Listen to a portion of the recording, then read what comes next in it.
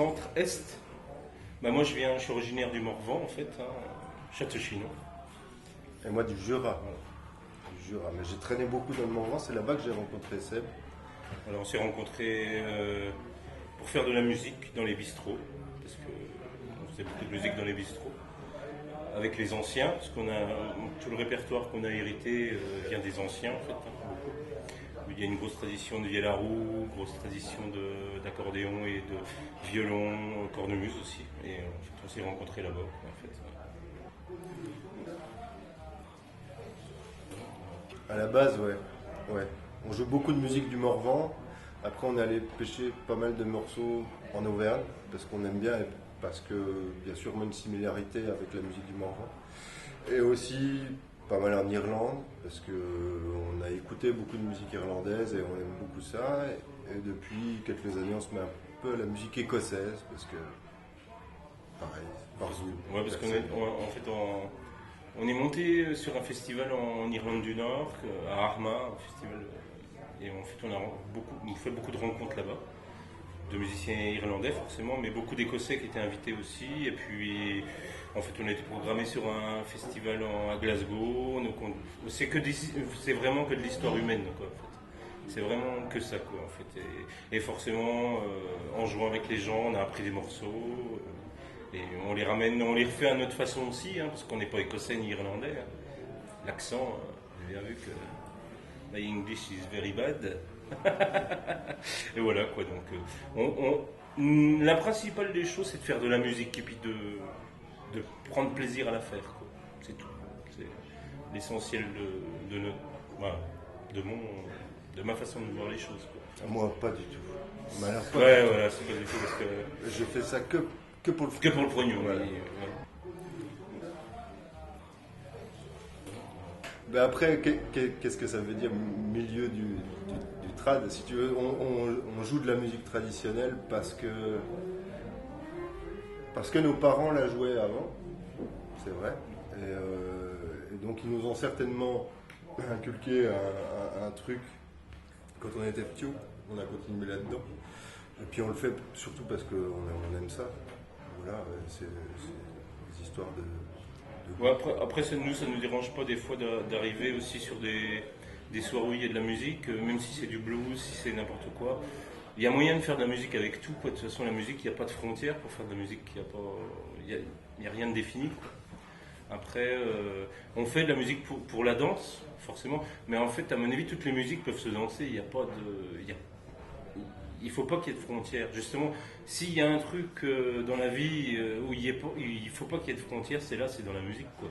Au niveau de la danse, il faut que ça soit interprété, il faut que les gens ils sortent de l'intérieur ce qu'ils ont envie de faire, quoi. C'est pas plus compliqué que ça. Il n'y a rien de compliqué. En général, les gens le compliquent, mais bah, pas la majorité des gens, mais il y a des gens qui veulent le compliquer, mais il ne faut pas compliquer tout ça, quoi. C'est hyper naturel, quoi.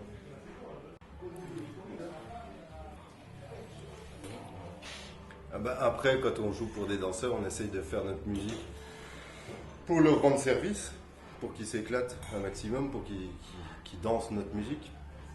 C'est vrai que nous, en tant que couple, si je puis m'exprimer ainsi, on n'est pas danseurs. On n'est pas danseurs, mais on essaie de faire danser les gens sur notre musique.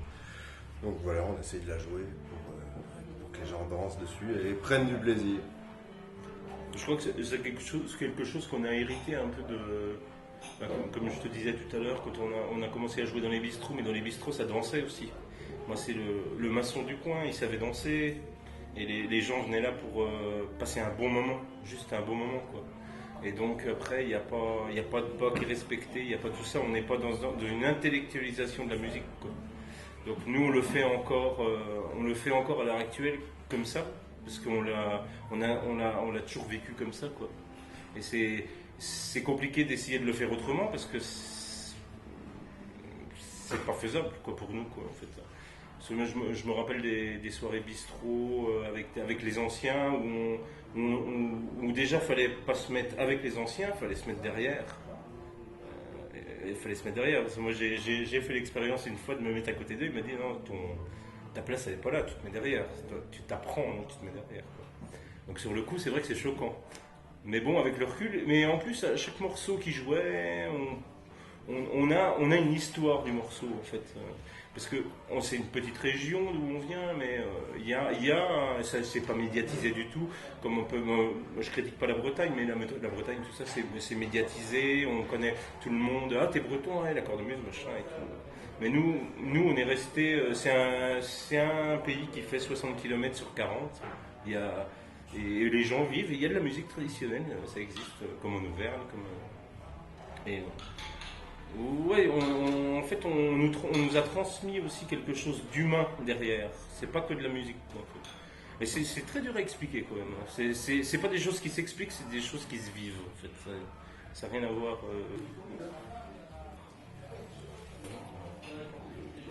Alors moi, je joue de la cornemuse. Enfin, entre autres, celle-ci qui se joue dans le centre de la France. Donc, c'est la cornemuse qu'on appelle la musette du centre de la France. Celle-ci, c'est une 16 pouces, donc qui joue en soldo. Alors, comme sur toutes les cornemuses, on a une poche. On gonfle la poche en soufflant directement dedans, et puis après, on va faire la mélodie avec nos doigts sur un pied mélodique. Et on a deux bourdons, un qui est contre le pied mélodique, et puis un autre qui est sur l'épaule.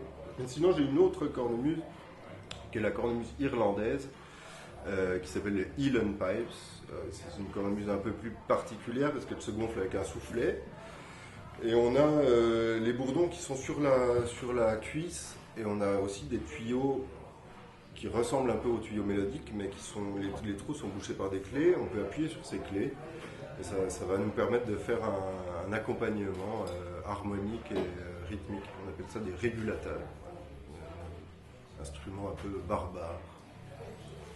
Bah moi, c'est un accordéon, hein, comme le chromatique, qui est très connu en France, parce que le système au départ est italien, hein, forcément, comme beaucoup de l'ancêtre de l'accordéon est chinois.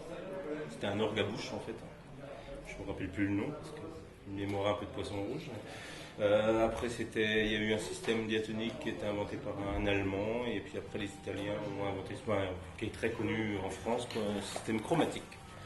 Donc, celui-là est un peu spécial parce qu'il a une taille vraiment diatonique, donc ça change un peu le son. Après, j'ai demandé aussi des sons un peu particuliers qui se rapprochent beaucoup du diatonique, parce que comme je vous disais tout à l'heure dans le Morvan, c'était beaucoup d'accordéons diatoniques. Moi, j'avais sous la main un accordéon chromatique, donc j'ai essayé de copier le style des diatoniques sur le chromatique. Alors que les anciens, eux, faisaient le contraire. Ils jouaient du diatonique, mais ils voulaient copier le son des chromatiques à l'époque, parce que c'était la pleine effervescence sur Paris d'ailleurs, du musette, et voilà. Donc, la majorité des gens en France connaissent ça. C'est un petit accordéon chromatique en fait. Souvent les accordéons chromatiques sont grands, il y a là on a plus d'octaves que sur celui-là, les basses il y en a plus. C'était une commande ou c'était... Moi au départ je voulais des codes qui passent pour l'avion, pour pouvoir le passer en bagage à main, quoi, en fait.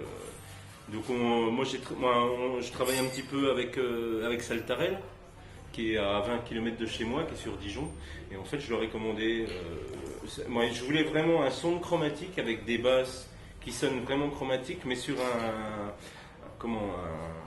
une taille de diatonique en fait.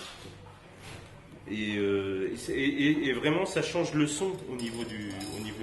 On ne peut pas avoir le même son avec un chromatique de cette taille qu'avec un chromatique standard comme Cavagnolo ou tous ces accordéons là, quoi. Donc oui, c'était une commande perso au départ, quoi. Maintenant ils le commercialisent, mais au départ c'était ça, quoi. Petit morceau ? Allez.